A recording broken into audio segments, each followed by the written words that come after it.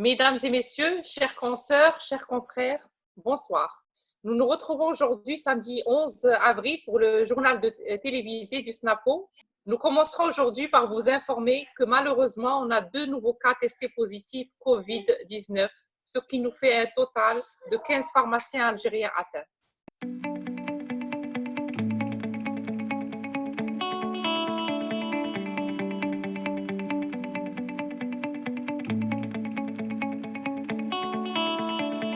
Nous avons l'honneur et le plaisir de recevoir notre invité, Dr Darraji Abdelrahim, de la ville de Mohammedia au Maroc, docteur en pharmacie de l'Université de Franche-Comté, pharmacien titulaire à Mohammedia depuis 1989, président fondateur du syndicat des pharmaciens de Mohammedia, membre du bureau de la Société marocaine de valorisation de l'acte pharmaceutique, Société marocaine de management pharmaceutique, Société marocaine des affaires réglementaires, je pense aussi plusieurs autres sociétés. Dr Darraji, marhaba bik. Tout d'abord, à remercier la SNAPO pour cette belle initiative et de me donner l'occasion d'échanger avec mes amis et frères algériens au sujet de la situation du Covid au Maroc et de la situation des pharmaciens d'officine en particulier.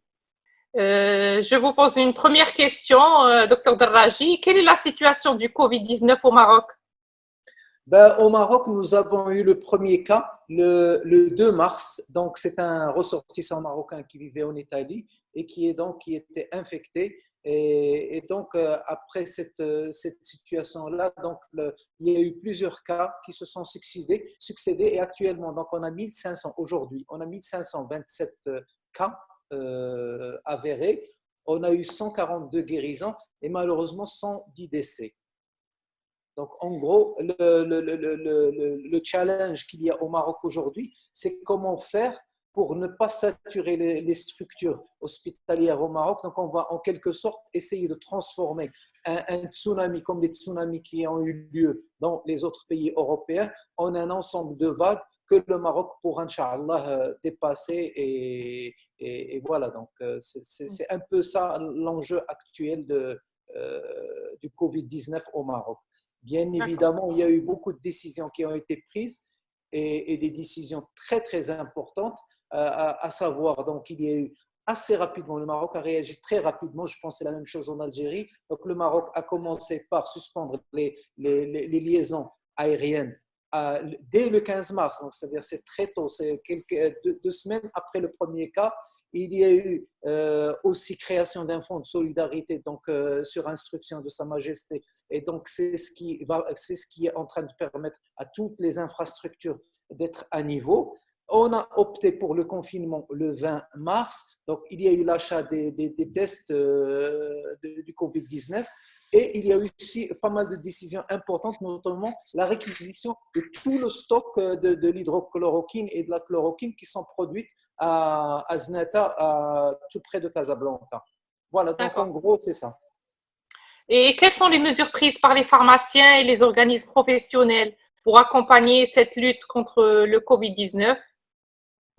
À vrai dire, on n'est pas habitué, on est un peu comme tout le monde, on prend des décisions et chaque jour on essaie d'améliorer. Donc les pharmaciens ont commencé d'abord pour installer des plexiglas sur leur comptoir pour essayer, pour éviter le contact. Ils ont mis en place pas mal de systèmes pour garantir la distanciation et puisque le Maroc a adopté le confinement, je pense, la solution à envisager que tous les pays ont adopté. Donc, les pharmaciens, pour éviter qu'il y ait que les patients s'agglutinent sur les quelques pharmacies de garde, nous avons augmenté le nombre de pharmacies de garde.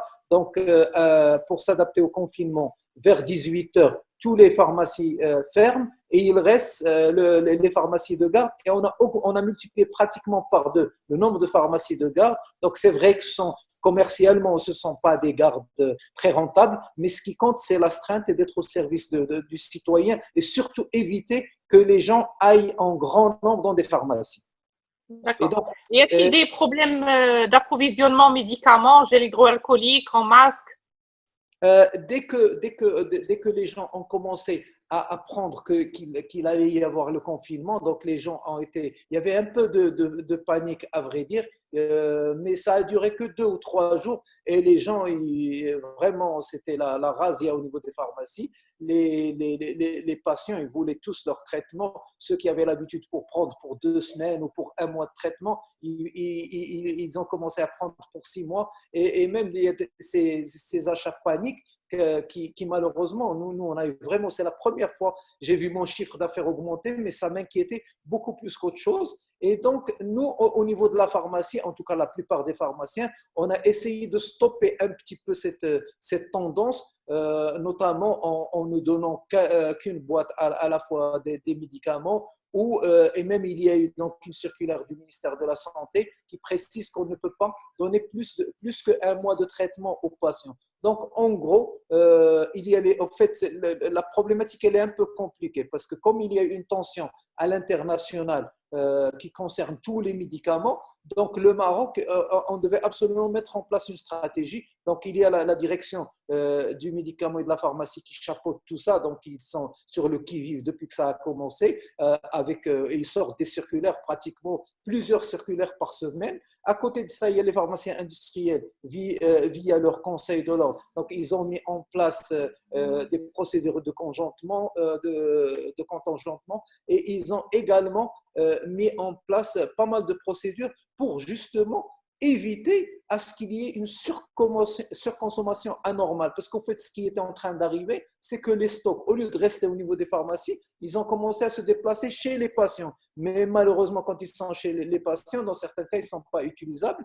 Et les malades, au fait, tout ce qui maintenant avec le confinement, ils passent leur journée devant les réseaux sociaux. Donc, soit ils achètent beaucoup. Si quelqu'un leur dit qu'il faut acheter de la vitamine C, tout le monde veut de la vitamine C et en quantité. Dès qu'ils ont entendu parler de la chloroquine, tout le monde s'est mis à chercher de la chloroquine.